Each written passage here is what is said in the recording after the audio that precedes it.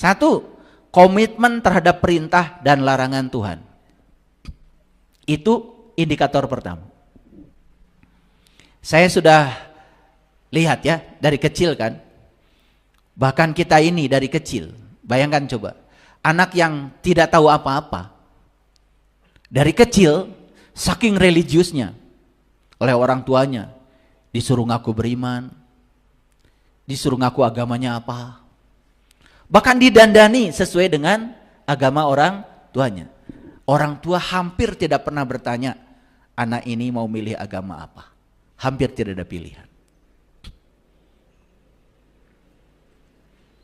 Maka dari kecil, anak ini sudah tidak punya kebebasan. Dari kecil, dia sudah terkungkung di situ. Apapun yang dilakukan orang tuanya, karena berulang-ulang setiap hari, dianggap sebagai kebenaran. Dan itu membangun paradigma. Dan itu luar biasa. Jadi yang pertama, karakter religius itu komitmen terhadap perintah dan larangan Tuhan. Pertanyaan saya. Pernah gak Bapak Ibu bertanya? Apa sih yang diperintahkan Allah? Dan apa yang dilarang Allah? Pernah bertanya gak? Ingin tahu. Ingin tahu.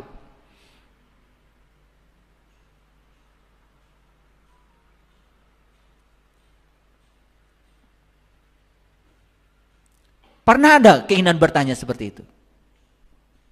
Ada gak perintah menyebut-nyebut nama Tuhan? Misalnya,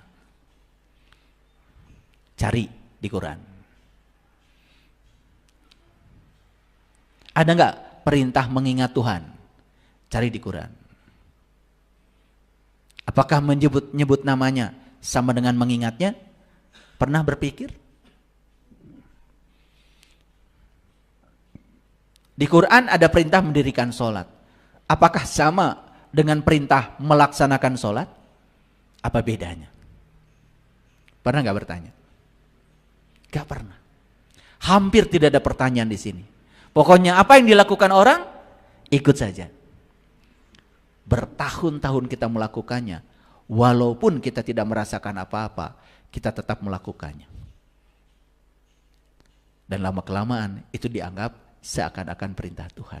Padahal kalau Tuhan mau bicara, loh aku tidak memerintahkan itu.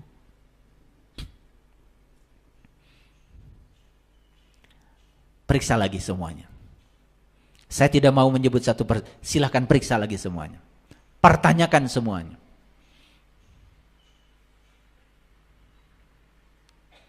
Dua, karakter religius itu bersemangat mengikuti kajian ajaran agama. Nih, contoh religius. Semangat mengikuti kajian agama. Religius ini. Tiga, aktif dalam kegiatan keagamaan. Religius. Saya tidak ragukan lagi. Peringatan Maulid, peringatan Isra Mi'raj, hari-hari besar agama, tahun baru Hijriah, tahun baru Islam, wah semua rame. Pawai obor dan lain sebagainya. Itu religius. Menghargai simbol-simbol keagamaan. Religius. Sampai rumah pun simbol-simbol keagamaan tidak pernah lepas. Religius. Ini yang diteliti indikatornya. Akrab dengan kitab suci. Akrab? Alhamdulillah, akrab. Tiap hari dibaca. Tiap tahun tamat. Tapi orang bodoh itu seperti sendok. Sendok itu walaupun dekat dengan makanan enak, dia yang paling dekat dengan makanan enak, tapi dia yang tidak pernah merasakan enaknya makanan. Saya cuma khawatir saja, dekat dan akrab dengan kitab suci, tetapi kita tidak mengerti rasanya kitab suci.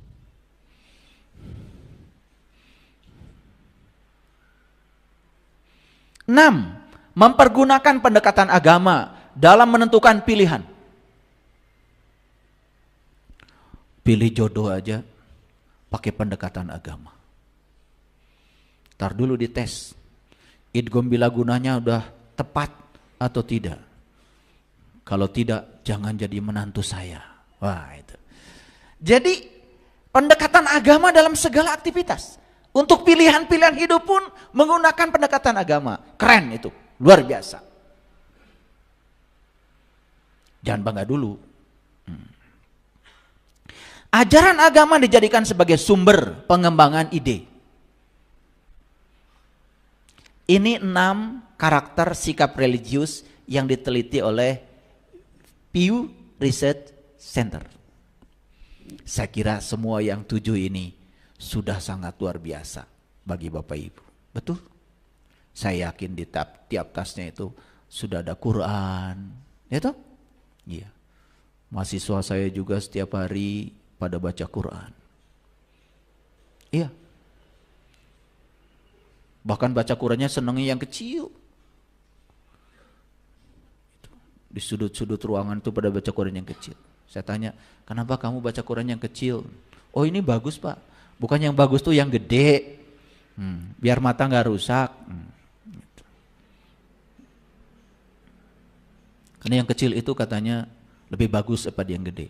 Nah, saya juga gak ngerti bagusnya apa. Tapi saya mohon maaf ya, bukan saya ini. Saya suka memperhatikan. Nih rajin nih baca Qurannya nih. Jadi kalau ujian, saya pura-pura tidak tahu aja. Saya ke WC, padahal saya di belakang pintu nonton. Nyontek juga. Maaf ya, ini data yang saya amati. Makanya kalau yang kayak gitu tuh, yang menggunakan simbol-simbol agama dalam ulangan, dalam ujian, bahkan di ujiannya di atas Bismillahirrahmanirrahim itu huruf Arab. Tapi nyontek jalan, itu. Saya di situ mulai bingung itu, saya nggak ngerti, gitu. Kok simbol-simbol agamanya sudah masuk, tapi kesadarannya nggak ada. Nah ini ada pertanyaan kalau bagi saya itu, ada pertanyaan, kenapa kok bisa begitu? Oke, stop dulu sampai situ. Kita masuk data berikutnya. Sekarang saya masuk data yang dikemukakan oleh The Well-Being Research Center. Jadi Well-Being Research Center ini bertempat tinggal di Oxford University. Jadi Oxford University, Universitas Oxford itu punya departemen penelitian khusus untuk pusat penelitian kesejahteraan. Nah, jadi yang diteliti itu apa? Yang diteliti itu meneliti tentang negara-negara paling bahagia di dunia. Nah, ini penelitian dilakukan tahun 2024. Jadi masih baru. Oke. Apa yang diteliti? Yang diteliti itu ada dukungan sosial, harapan hidup sehat, kebebasan, kemurahan hati atau kedermawanan, dan kebebasan dari korupsi. Karena 5 ini sangat mendukung untuk menyatakan negara ini bahagia atau tidak.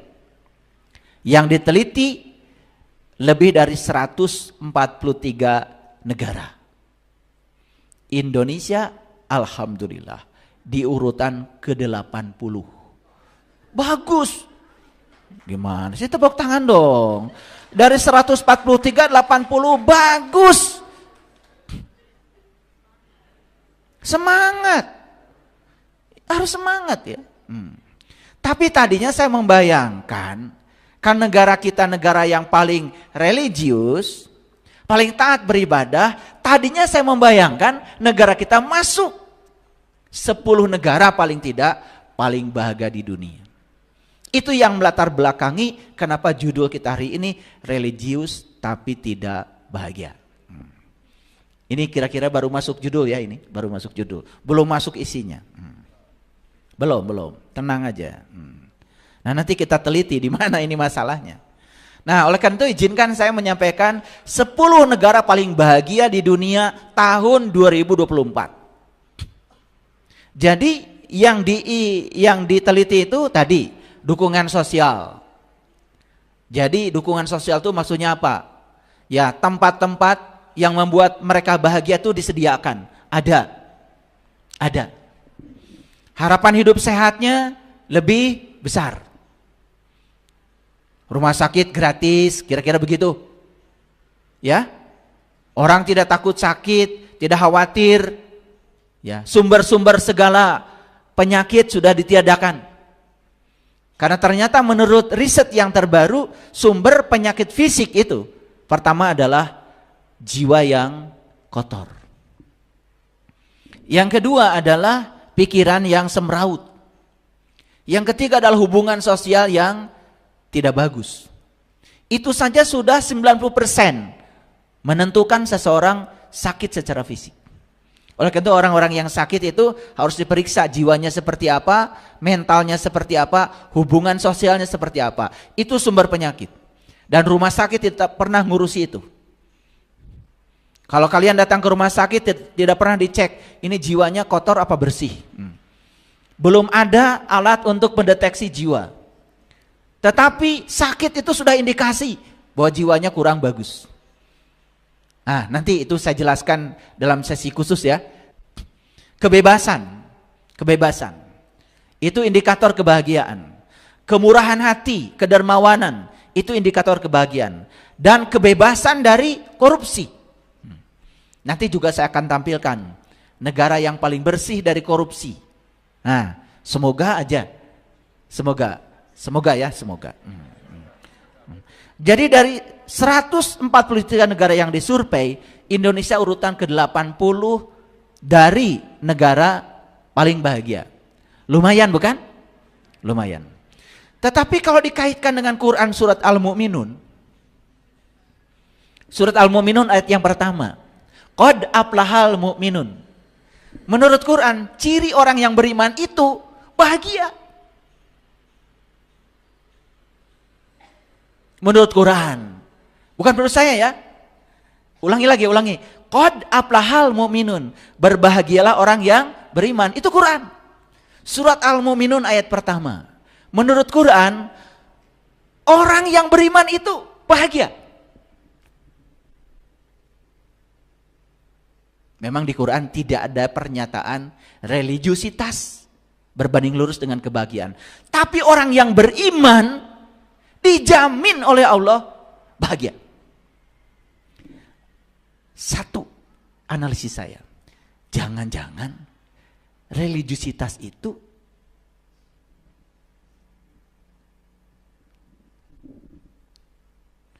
imannya yang bermasalah. Kan harusnya orang beriman itu bahagia. Nah ini religius tapi tidak bahagia. Jangan-jangan imannya ini yang bermasalah dalam religius tadi. Cuman gebiar-gebiar aja luarnya, tapi dalamnya nggak ada, keropos. Jangan-jangan itu dugaan saya karena saya peneliti juga.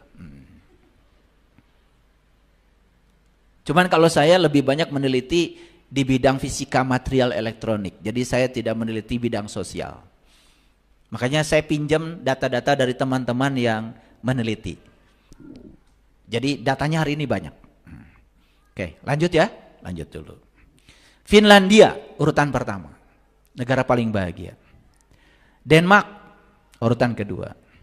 Islandia urutan ketiga. Swedia urutan keempat. Israel urutan kelima. Belanda nomor 6. Norwegia nomor 7. Nah, Norwegia dengan Islandia ini sebetulnya masih satu rumpun sebetulnya. Saya pernah ke sana. Saya pernah ke Islandia, ke Norwegia, pernah ke sana.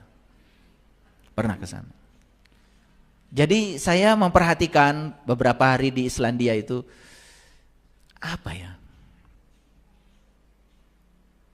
Saya ingin tahu orang bahagia itu seperti apa. Di sana itu suara-suara aja, suara-suara gitu, keributan, suara speaker apa-apa di sana tuh hampir tidak ada. Pokoknya hening aja kalau ke Islandia. Ada yang pernah ke Islandia?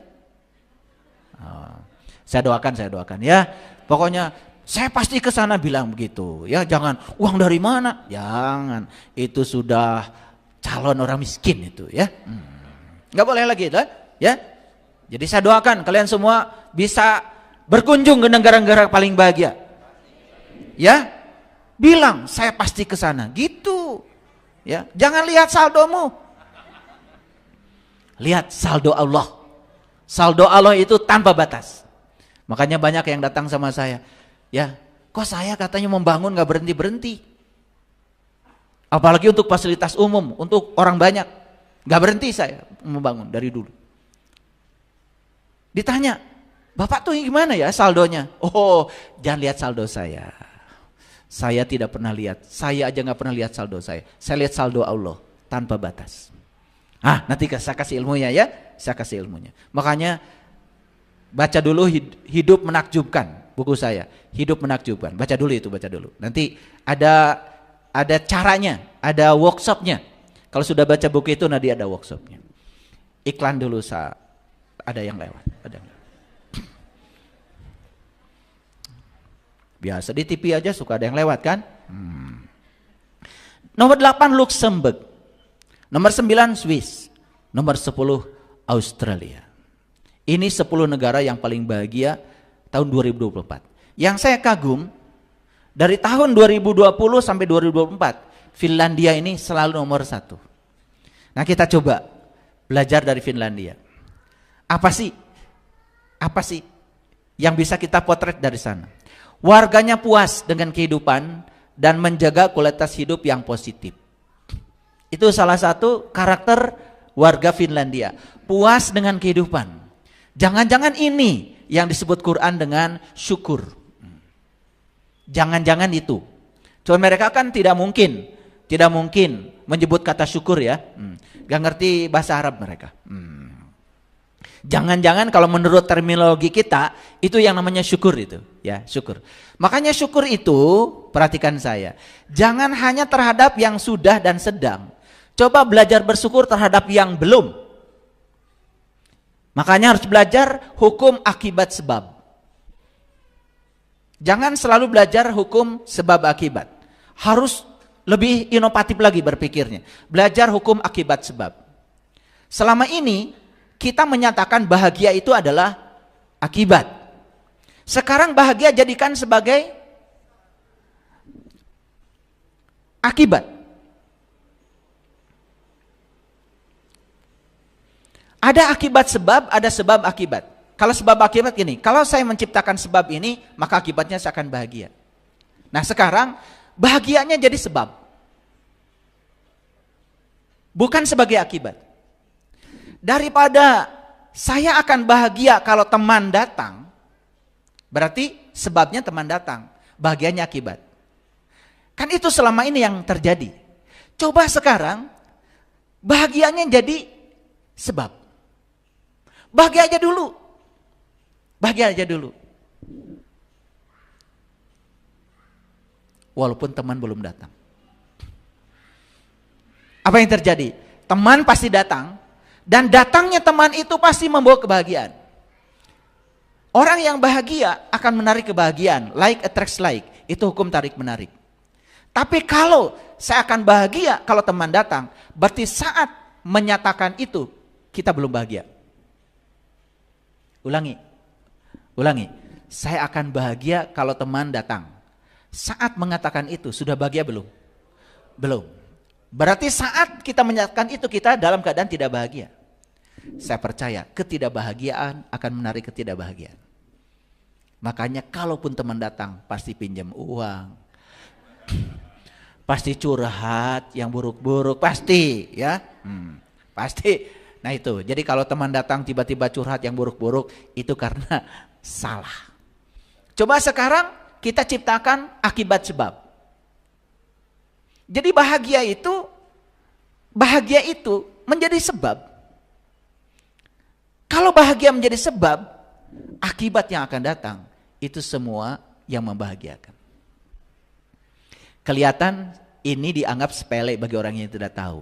Tapi bagi saya, sudah saya praktekkan dalam hidup saya, ini luar biasa. Ini yang membuat hidup berkelimpahan. Makanya belajar untuk bersyukur terhadap yang akan. Gimana caranya? Ini. Belum pergi ke Islandia kan? Nah. Tetapi sudah bersyukur. Seakan-akan sudah ada di Islandia. Sudah jalan-jalan di Islandia, foto-foto di Islandia. Walaupun baru lihat peta Islandia dari YouTube.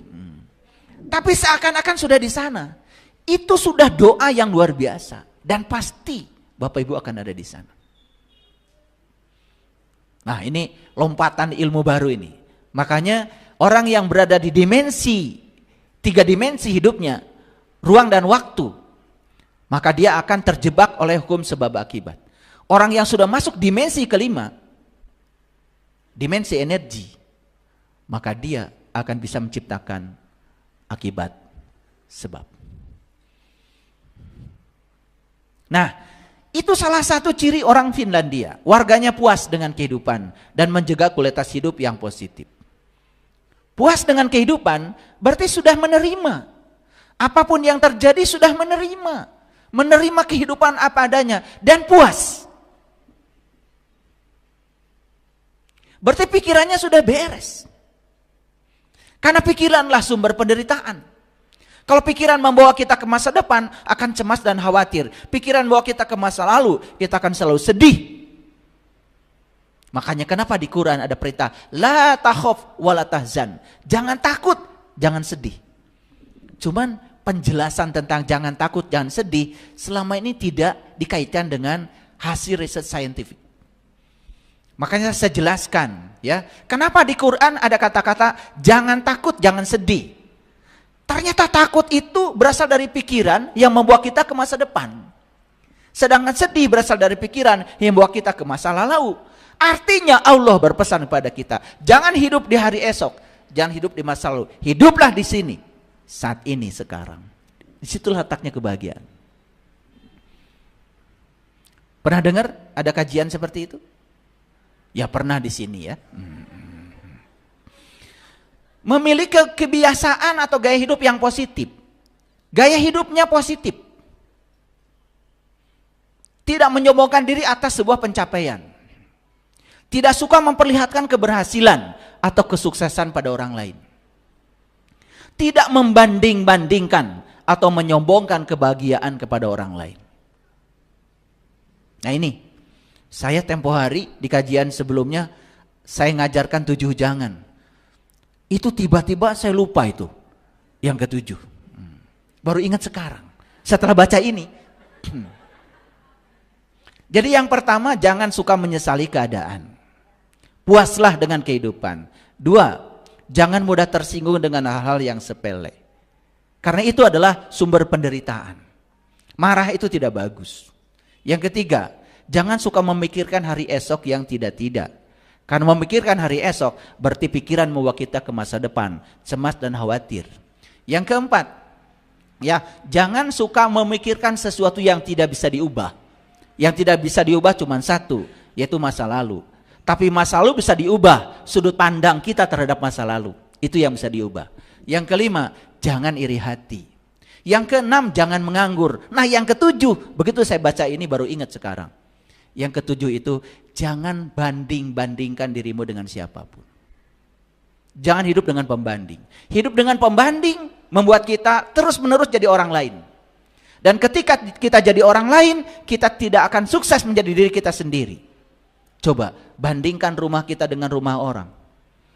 Kita akan kehilangan kepuasan pada rumah kita sendiri. Bandingkan mobil kita dengan mobil orang. Kita kehilangan kepuasan terhadap mobil kita sendiri. Bandingkan pasangan kita dengan pasangan orang.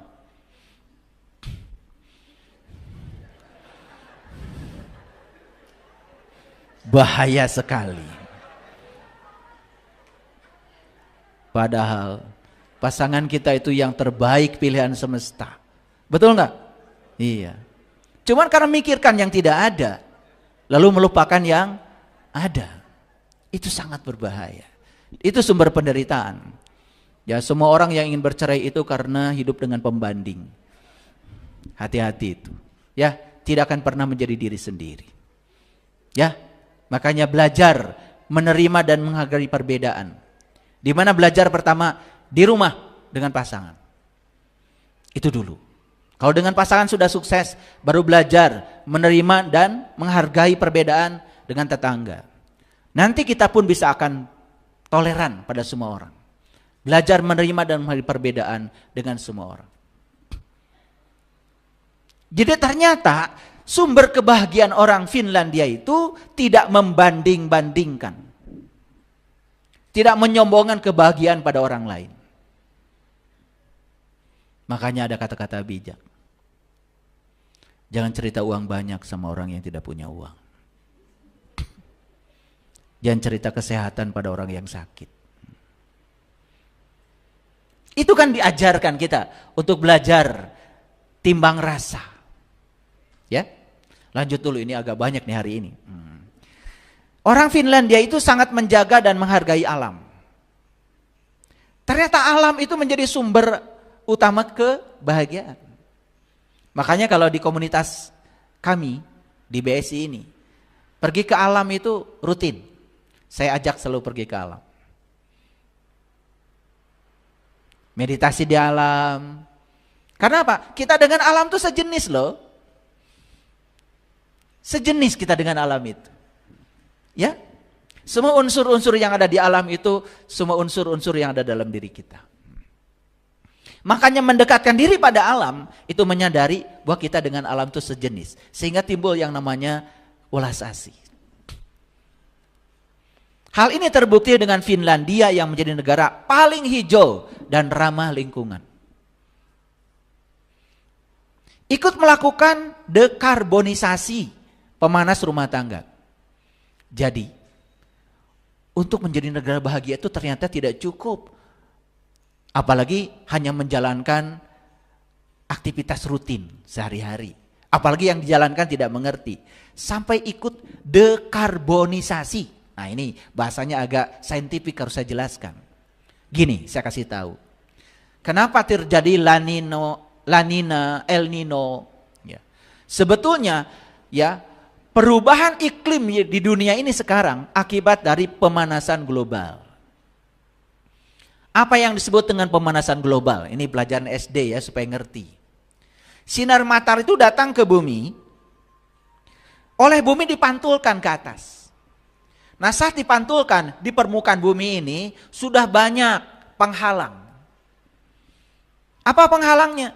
Penghalangnya itu adalah hasil polusi dari berbagai macam aktivitas manusia.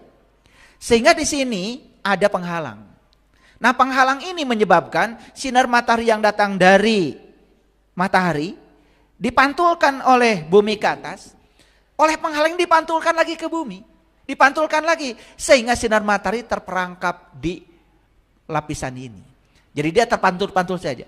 Dulu sebelum ada polusi, sinar matahari datang ke bumi dipantulkan lagi ke sana, lepas ke atas sehingga suhu bumi dulu bisa dikontrol. Akibatnya suhu di permukaan bumi meningkat sehingga es di kutub mencair. Di Papua, orang Papua sekarang sudah tidak bisa melihat lagi salju di puncak Jaya akibat suhunya naik sehingga salju akan mencair. Akibat yang paling luar biasa apa? Yang luar biasa adalah permukaan laut terus naik. Daratan semakin mengecil sehingga mungkin suatu saat ya bumi ini semuanya akan menjadi laut. Nah makanya harus latihan berenang dari sekarang. Ini supaya mengerti. Nah kenapa efek rumah kaca ini terjadi? Nah akibat aktivitas kita juga.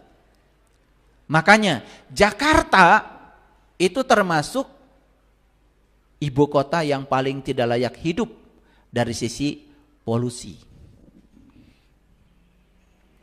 Dari mana? Itu dari karbon. Karena banyak manusia terlalu banyak menggunakan karbon. Makanya dekarbonisasi artinya mengurangi penggunaan karbon. Supaya tidak terjadi efek rumah kaca. Bayangkan, orang yang sudah bahagia itu pedulinya sampai ke situ. Nah, orang yang ini udah berkesadaran ini. Nah nanti ada pertanyaan lagi dari saya. Mereka itu tidak religius, tapi kenapa berkesadaran ya? Nah ini. Nah yang religius malah gak berkesadaran. Nah itu timbul lagi pertanyaan. Hari ini pokoknya banyak pertanyaan ya, biar mikir. Anggap ini kuliah S4 ya. S4. S4 itu ya senang senyum, susah senyum. Itu S4. Nah kalau sudah di tingkatan itu kesadaran kita, itu sudah pendidikan yang paling tinggi ya. Senang senyum, susah senyum. Apapun senyum. Ibaratnya banyak uang juga senyum aja, manis.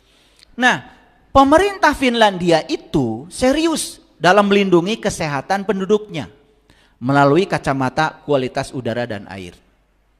Jadi air dan udara itu terus diperbaiki kualitasnya demi untuk keselamatan penduduknya. Kenapa? Bayangkan 75% tubuh kita adalah air. Bapak Ibu, kalau kita minum airnya tidak sehat, berarti sel dalam tubuh kita tidak sehat. Bayangkan. Nah sampai air minumnya pun diurus oleh negara. Nah kalau kita kan yang penting mah asal teu halab-hab. Betul nggak? Yang penting nggak haus, betul? Yang penting. Bukan yang penting sehat. Karena pikiran kita sudah membatasi. Kenapa kamu minum? Yang penting nggak haus. Sudah cuma minum sedikit, udah taruh lagi. Padahal yang dibutuhkan oleh tubuh itu adalah banyak. Ini saya kasih tahu, orang yang minum ketika haus itu sebetulnya sudah rusak tubuhnya. Haus itu indikator buat tubuh sudah menyatakan bahwa tubuh kita sudah rusak. Sama seperti gedung kebakaran. Kalau sudah ada alarm bunyi itu kebakaran sudah terjadi. Haus itu alarm. Kalau baru minum ketika haus sebetulnya itu sudah rusak tubuh kita. Makanya minum sejam sekali, jangan menunggu haus. Sayang kan pada diri sendiri? Aduh, minum aja harus diajarin. Apalagi mengenal diri ya, minum aja harus diajarin. Ini duduk aja belum beres. Makanya banyak yang terkejut ketika ketemu saya. Kamu duduk aja belum beres. Berdiri aja nggak beres. Cara jalan nggak beres. Tidur nggak beres. Makanya begitu tidur mimpinya aneh-aneh. Dikenjar anjing gelo. Betul nggak? Wah. Itu indikator bahwa sebetulnya ada masalah dengan jiwa kita. Hadirin, kalau tidur saja belum nyenyak, itu pasti ada masalah. Nggak usah cerita kebersihan jiwa itu. Udah jelas kalau tidur belum nyenyak, jiwanya bermasalah. Saya kasih tahu. Cuman kita nggak sadar. Ya teruskan dulu. Orang Finlandia merasa bahwa alam penting bagi mereka. Karena memberikan ketenangan pikiran, energi dan relaksasi.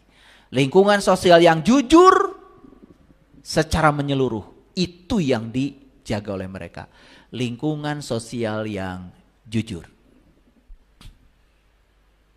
Bayangkan ya, kita ini sekarang suka ada perasaan tidak aman ya.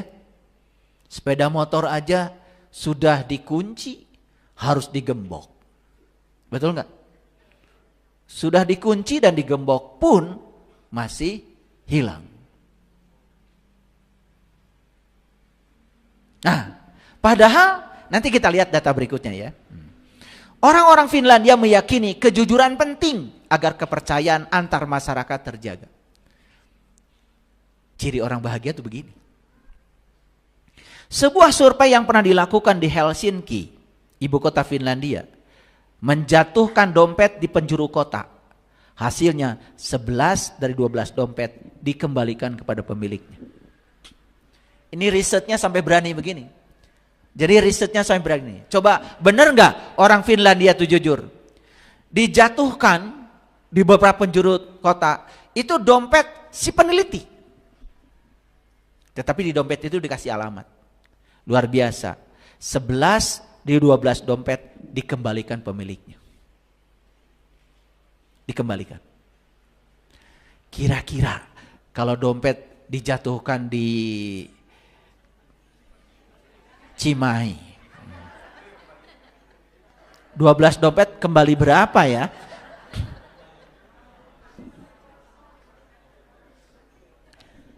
Jadi orang bahagia itu ternyata sudah tidak ada keinginan mengambil hak yang bukan orang lain. Jadi orang yang masih ingin mengambil hak punya orang lain, apalagi korupsi, aduh itu jelas itu. Koruptor itu tidak bahagia. Gak bahagia. Ya. Saya kasih tahu aja. Nah, jadi sekarang saya ingin masuk, kalau tadi 10 negara paling bahagia. Tadi kan kita udah punya 10 negara paling religius, 10 negara paling rajin beribadah, masuk 10 negara paling bahagia. Nah sekarang masuk negara yang paling kecil korupsinya. Ini daftar negara paling korup di dunia. Tahun 2023. Yang meneliti apa? Gak tanggung-tanggung ya. Transparansi Internasional nama lembaganya. Jadi Transparansi Internasional merilis hasil indeks persepsi korupsi, namanya IPK. Jadi yang disebut dengan Corruption Perception Index, ya CPI. Itu tahun 2023. Diteliti 180 negara. 180 negara. Masing-masing negara dinilai berdasarkan tingkat korupsi di sektor publik, kemudahan berbisnis, politik dan hukum. Itu sektor yang diteliti. Ya. Hasil penelitian dihitung dengan skor 0 sampai 100. Jadi yang artinya kalau peringkatnya 0 menunjukkan paling korup. Awas ya. 0 itu paling korup. Ya. 0 paling korup. Jadi 100 berarti paling bersih. Gitu, dibalik ya. Gitu. Sedangkan 100 menunjukkan sangat bersih dari korup. Nah, kita lihat datanya. Kenapa saya menyampaikan ini? Ini penting untuk didengar oleh semua. Saya berharap kajian hari ini didengar seluruh bangsa Indonesia. Seluruh pemegang kekuasaan, seluruh pejabat publik, seluruh tokoh-tokoh agama. Ini bukan sedang melucuti aib bangsa sendiri, tapi ini sedang introspeksi diri. Kita harus melakukan introspeksi nasional dengan data ini. Nah, Somalia skornya 11. Berarti mendekati 0 dong. Itu berarti korupsinya tinggi atau rendah? Tinggi. Nah, jadi kalau yang mendekati 100 berarti rendah. Gitu cara membacanya. Ini harus dijelaskan supaya tidak salah kaprah. Venezuela, Syria, Sudan, Yaman, Korea Utara, Nicaragua, Haiti, Guinea, ya, Libya, Tajikistan, Sudan, Myanmar, ya, Kongo, Komoro, Chad. Nah, Chad itu tadi masuk ya di negara paling rajin beribadah ya. Tapi korupsinya tinggi nih, ya. Burundi, Afghanistan, ya. Eritrea, Guinea, Kongo, Kamboja, Irak, Honduras. Maaf hadirin, maaf. Saya coba tracing negara-negara ini. Ini kebanyakan penduduknya beragama Islam. Nah, berapa nilai Indonesia? Alhamdulillah, alhamdulillah lagi. Indonesia nilainya 34 IPK-nya. Paham ya? Dari skala 0 sampai 100. Berarti 34 lumayan kan, jauh dari 0. Tapi lebih jauh lagi dari 100. Ini data ya, data. Jadi saya bukan pakai persepsi. Jadi kita ini alhamdulillah IPK-nya tingkat korupsi kita itu 115 dari 180 negara. Berarti 180 dibagi 2 kan 90. Ih, sudah di atas 90 kita. Ya, 115. Nah, yang saya nggak ngerti itu paling religius, paling taat beribadah, tapi kok korupsinya tinggi. Nah, ini ada masalah. Silakan direnungi. Kenapa? Kenapa? Padahal indikator religius itu tadi, semua sektor kehidupan itu sudah pakai agama. Upacara bendera aja di kita pasti ada acara doanya. Betul nggak? Iya. Mohon maaf ya, mohon maaf. Saya menyaksikan di banyak sektor kehidupan.